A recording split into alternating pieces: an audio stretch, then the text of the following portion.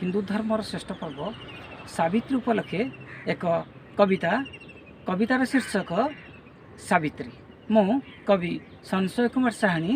कवितार शीर्षक सावित्री। नुआ वस्त्र परिधान करी पादरे अलिता आउ सिंथिरे सिंदूर पिंधि हाथरे फलवर्ती झुड़ी धरी शिव मंदिर आड़कू अग्रसर हेउथिबा गृहिणी जनक हेउची सावित्री। मनोरे अनेक स्वप्न सुहाग सिंदूरर भिक्षा स्वामीर उत्तरोत्तर उन्नतिर प्रार्थना करी परिवार खुशी को मंदिर प्रांगण में अंडाली खोजुथिबा गृहिणी जनक हेउची सावित्री।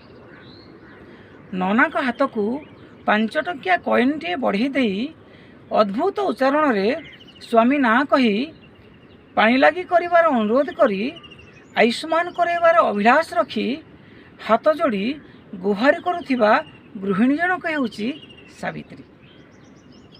मंदिर फेरी स्वामी को मुहरु झाड़ पोछि देई मथारे तिलक और मुंडरे अक्षत अरुआ चाउल छिंची पाद धूली नहीं आशीर्वाद भिक्षा करुथिबा गृहिणी जनक हेउची सावित्री।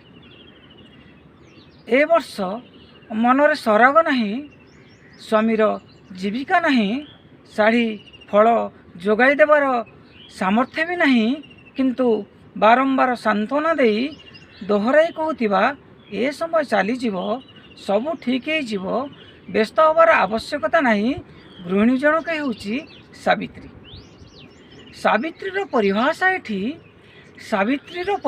एठी दीर्घ जीवन बनासी पारे, आशीर्वाद भिक्षा भी करि पारे, निजकू समर्पी दे हिंदू धर्म को सम्मान देउथिबा गृहिणी जनक हेउची सावित्री। नमस्कार। कविताटी केमिति लागिला मतामत देवाकू अनुरोध।